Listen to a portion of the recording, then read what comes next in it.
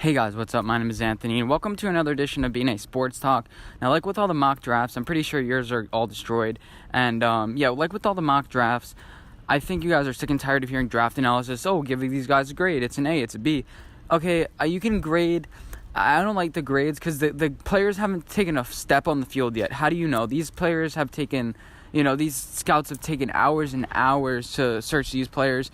Some questionable picks were like the Falcons picks, but at least they had a plan. The Detroit Lions selected this random guy from Hawaii. It was funny because they're just like, Drew Lock just got selected, and I feel like that guy's parents or whatever watching were like, hey, why aren't you talking about our son? It was funny. It's like, let's go back to Drew Lock. Let's talk more about Drew Lock. I'm going to say the winners of this draft. I'm going to pick three. You have the Colts, who kept on trading back and back and back. The Broncos, who made some really smart selections. They got a lot in that deal for Devin Bush, and they ended up selecting the guy I think they wanted to select all along. And then you have the Jaguars. And the Seahawks, I don't really like their picks, like for who they picked, but I like their strategy. They went from being like one of the teams with the least picks. I think they had 4 in the beginning. Well, they did have 4. I don't know why I'm pretending like I didn't know. And they went from having 4, and they kept them moving back and back. It was actually kind of annoying in a way. I don't love their picks. They have DK Metcalf, LJ Collier, and they filled some needs. I think they also got a safety. I think Juan Thornhill. I'm not sure. I'm not going to say the name because you guys are going to call me out on that. But yeah, replace Eric Berry. Doug Baldwin is injury prone. You need to give some weapons for Russell Wilson. But they didn't address offensive line. They didn't address offensive line. The Saints did, because I was thinking, they're getting a new center now. That pick with the center, Max Unger, when they got him from Seattle, that completely changed both franchises, because Seattle got Jimmy Graham, whatever, but he was always not healthy. He couldn't really stay on the field. And then you had, Max Unger went to the Saints, really did help them transition into a team, and now they're making the playoffs every single year. So I thought that was a really good pick by the Saints. The Saints and the Browns both had 1 pick. It's hard to judge. People were like, oh yeah, I'm giving the Saints overall B+. Well, they only had 1 pick. So it's just like, well, they couldn't mess it up, and they had to trade up. So, I mean, it's their fault for not having a lot of picks. Like that I think that should constitute as a lower grade. Yeah, you had the Dolphins, who traded for Josh Rosen. Oh my God, what a steal! I was right. It's a late second and a 5th for Josh Rosen. That was about what I said. I said the Giants should give up a 2nd and a 4th. The video where I said Josh Rosen's going to go, I did not mention Miami because I thought they were tanking. I thought the Broncos were going to stick with Joe Flacco too, and they ended up selecting Drew Lock, and I think he was just such a great value at the time. It was funny because I was like, oh, the Broncos pick, oh yeah, obviously Drew Lock. And then it was just like, nope, they're picking, who would they pick? I think Dalton Reisner. I was like, oh yeah, now they're sticking with Joe Flacco. And then they trade up. It's just like, what the hell? And then they picked Drew Lock. It was so funny. Joe Flacco was probably so happy. And then so sad how he just got replaced 2 years in a row. Not replaced, but he had his successor 2 years in a row. I think it was just too great of a value at the time. The Panthers, I think, are doing really well too with Will Grier. I thought they needed to pick a quarterback because you don't know with Cam Newton. And plus, they're backup quarterbacks. Cam Newton's not going to start the season healthy. And if you want to have a late season run, you're going to have a quarterback in the first couple of games that could be successful. Like Seattle, I do not love the Colts' individual picks. They got Rock Ya-Sin, which is a good cornerback. They had 3 picks yesterday. They addressed wide receiver. They addressed the positions that they needed to. The Eagles also are doing really, really well. Dalton Reisner. You guys know all the picks. I just think it's really underrated, the Eagles draft. You have Jason Peters' replacement. Then you got a new running back to help Jordan Howard out.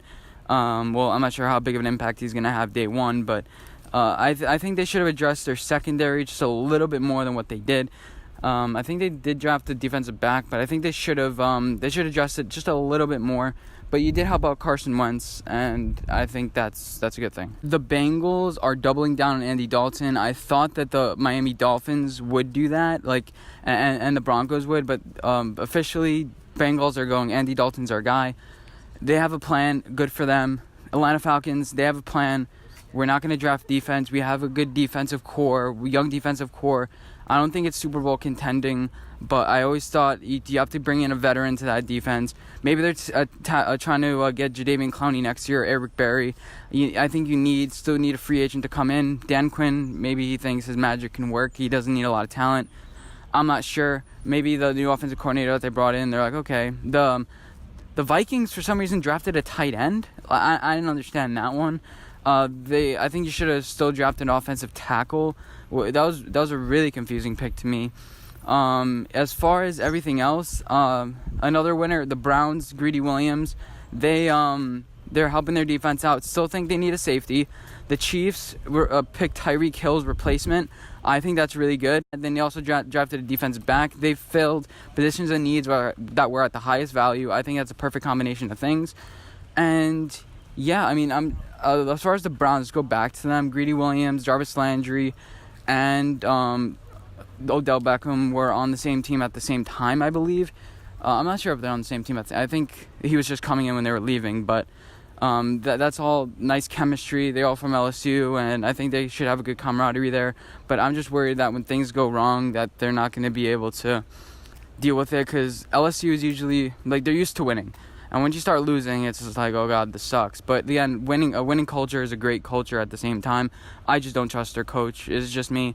The Bills are another really team in this draft that I'm just like, oh my God, they can compete with the Patriots this year. The Patriots, I mean, they're just looking for value, and the teams don't want to help them. It's funny because they were trying to trade back, and the teams are like, nope, we're not doing it. They picked another running back. They picked a wide receiver to help Tom Brady out. And I don't know how these players are going to do. It's kind of like the Patriots always pick no-name players. They picked the most Patriot-like player in Chase Winovich. But anyway, going back to the Bills, I think the Bills, man, I really like the culture that they're bringing in. Ed Oliver, second-round pick. They brought in another offensive lineman. This is one of the most underrated drafts for the Bills. And yeah, the Texans, honestly, they're not making the playoffs this year. Max 8-8 this year. I don't think that they have a chance to make the playoffs. That's my bold prediction. They're not going to win more than 8 games this year. Deshaun Watson, you helped him out with a no-name tackle. Jawan Taylor was still on the board. The guy was ranked top 7. And the Jaguars ended up stealing him. When I saw the Jaguars traded up, I went to my phone. I'm like, oh my God. It was actually a really fun time. I was like, oh my God, Jawan Taylor. But, you know, I literally texted my friends just random letters and numbers and stuff. I'm like, oh my God, the Jaguars are going to get... good for Tom Coughlin.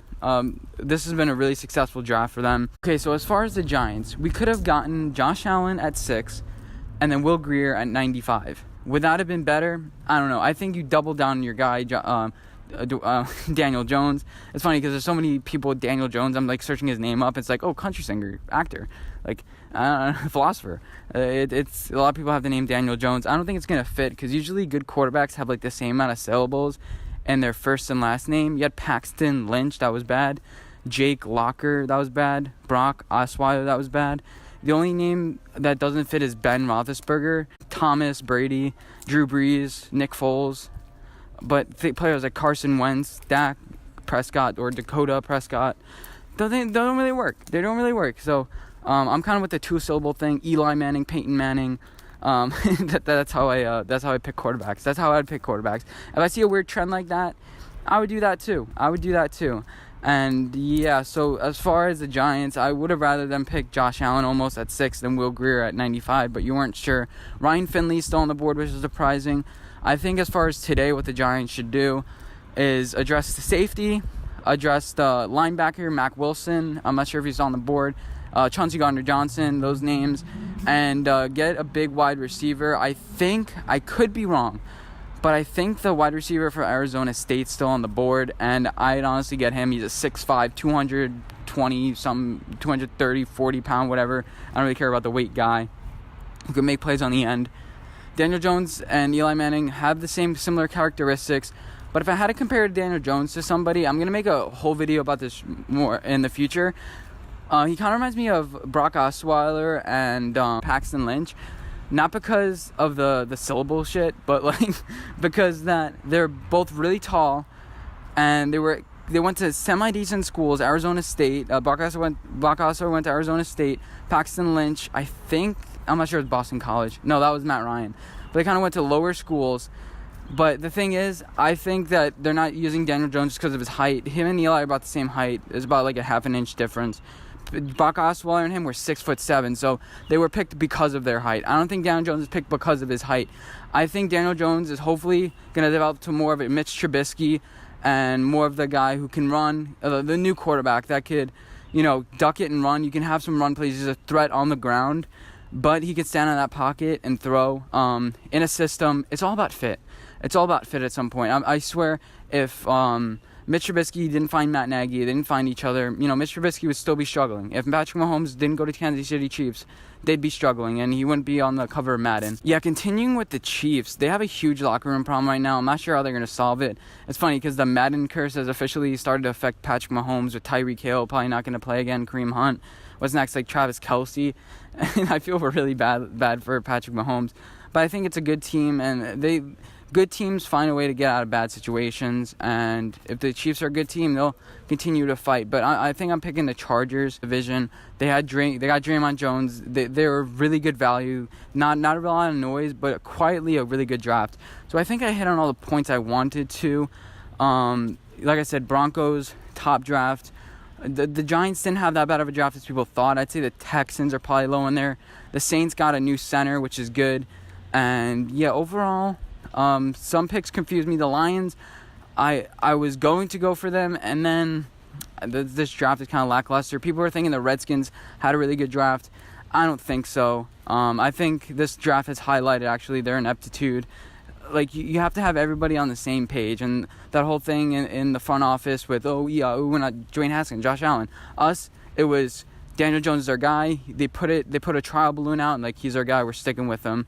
Yeah, so hope you guys enjoyed this video. Let me know what your draft takeaways were. And yeah, day 3 is coming up. I'm not sure when, but the Giants have a couple picks. And yeah, I'll probably be watching it. And I'll see you in my next video. Bye, guys.